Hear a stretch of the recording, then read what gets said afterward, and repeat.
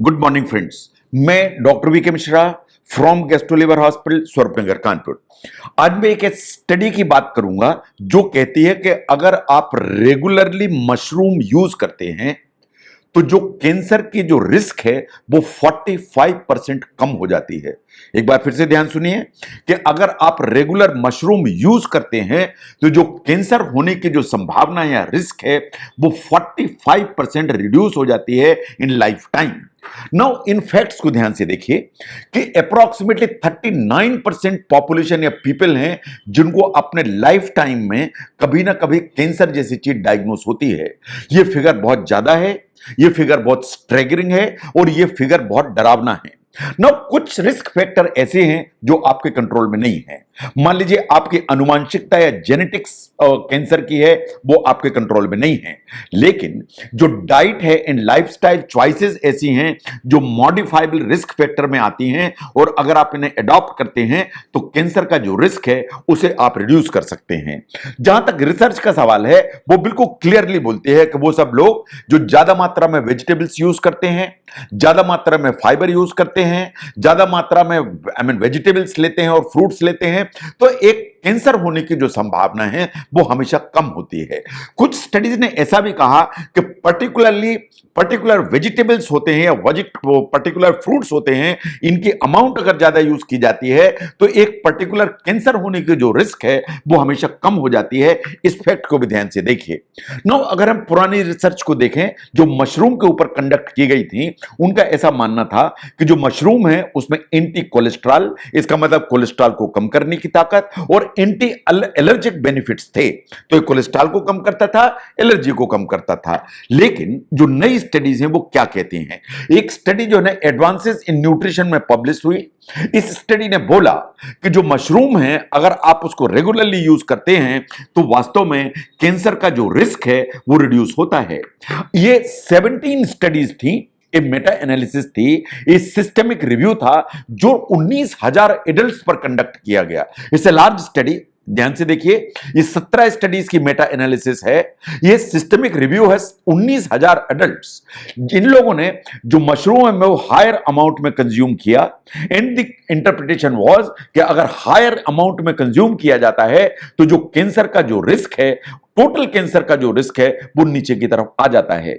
जब हम specific cancers की बात करते हैं तो स्ट्रॉन्गेस्ट जो रिलेशनशिप है मशरूम के इंटेक के साथ वाज कि जो ब्रेस्ट कैंसर का इंसिडेंस है वो नीचे की तरफ आ जाता है। इसका मतलब यह है कि अगर आप रेगुलर मशरूम इस्तेमाल करते हैं तो ब्रेस्ट कैंसर का जो इंसिडेंस है वो नीचे की तरफ जाता है। इस फैक्ट को हमको समझने की जरूरत है। ये जो बेनिफिट है इट वाज रिगार्डलेस कि आप किस वैरायटी का मशरूम खाते हैं, कोई भी मशरूम खाएं उससे आपको बेनिफिट मिलता है। The amount makes difference. वो लोग जिनने रोज अप्रोक्सीमेटली 45 ग्राम मशरूम खाया, दैट इज अप्रोक्सीमेटली 1/4 से आधा कप रोज मशरूम इतना इस्तेमाल किया, तो जो कैंसर का जो रिस्क रिडक्शन है वो was approximately 45%। 45% is too good and too important. तो इसलिए in comparison to those people जिनने मशरूम इस्तेमाल नहीं किया, When it is compared, तो यह माना गया कि जिन लोगों ने रेगुलरली 45 ग्राम मशरूम इस्तेमाल किया उनमें कैंसर का जो रिस्क है वो 45% नीचे आया। नाउ ये रिस्क कैसे नीचे आया, क्यों नीचे आया? इसलिए कि जो मशरूम है इनमें विटामिन्स, मिनरल्स एंड एंटीऑक्सीडेंट्स बहुत अच्छी मात्रा में होते हैं। जो मशरूम है उनमें एक अमाइनो एसिड होता है जिसको कहते हैं अर्गोथियोनिन। ये जो अमाइनो एसिड है ये वास्तव में पोटेंट एंटीऑक्सीडेंट जैसा काम करता है, और जितने भी एंटीऑक्सीडेंट्स होते हैं वो फ्री रेडिकल्स और एंटी इंफ्लेमेटरी एक्शन लेके चलते हैं, और चूंकि फ्री रेडिकल को ये फाइट करेंगे तो कैंसर का जो रिस्क है वो हमेशा नीचे की तरफ आएगा। जो मशरूम है इनमें सेलेनियम नाम का एक मिनरल है वो ठीक मात्रा में होता है। जो मशरूम है उसको ऐसा माना जाता है one of the high source of selenium. Selenium antioxidant जैसा काम करता है, एंड वास्तव में जो कैंसर का जो रिस्क रिडक्शन है उसमें सेलेनियम बहुत इंपॉर्टेंट मिनरल है। Now look at the vitamin B. जो मशरूम है उनमें विटामिन बी के सभी कंपाउंड्स होते हैं, राइबोफ्लेविन होता है, नियासिन होता है, पेंटोथेनिक एसिड होता है। ये जो आपके हार्ट की हेल्थ है, आपकी आरबीसी का फॉर्मेशन है, इन डाइजेस्टिव हेल्थ है, इनमें सब में आपको मदद करता है और कैंसर जैसी चीजों को फाइट करने में हेल्प करता है। ऐसे ही जो मशरूम है उनमें पोटेशियम ठीक मात्रा में होता है, और अगर पोटेशियम ठीक मात्रा में है तो मसल, हार्ट एंड नर्व तीनों की जो हेल्थ है वो ऊपर की तरफ होती है। Now look at the vitamin D. मैं चाहता हूं कि इसको आप ध्यान से देखें। जो विटामिन डी की जो डेफिशिएंसी है वो बहुत सारे हेल्थ कंडीशन से जुड़ी हुई है, चाहे वो डायबिटीज की हम बात करें, चाहे हम कार्डियोवैस्कुलर डिजीज की बात करें, चाहे हम इन्फ्लेमेटरी बाउल डिजीज की बात करें, या चाहे बहुत सारे कैंसर्स की बात करें, विटामिन डी की डेफिशिएंसी इन सब से जुड़ी हुई है। जैसे हम धूप में निकलते हैं या ह्यूमन बींग्स धूप में निकलते हैं तो हमारी स्किन से जो सनलाइट जाती है तो हमारी बॉडी के अंदर विटामिन डी बनता है। आपको आश्चर्य होगा कि मशरूम ऑलमोस्ट वैसा ही बिहेव करता है जैसे ह्यूमन बॉडी बिहेव करती है। मशरूम जैसे ही सनलाइट के लिए एक्सपोज होता है तो उसमें विटामिन डी का फॉर्मेशन होता है।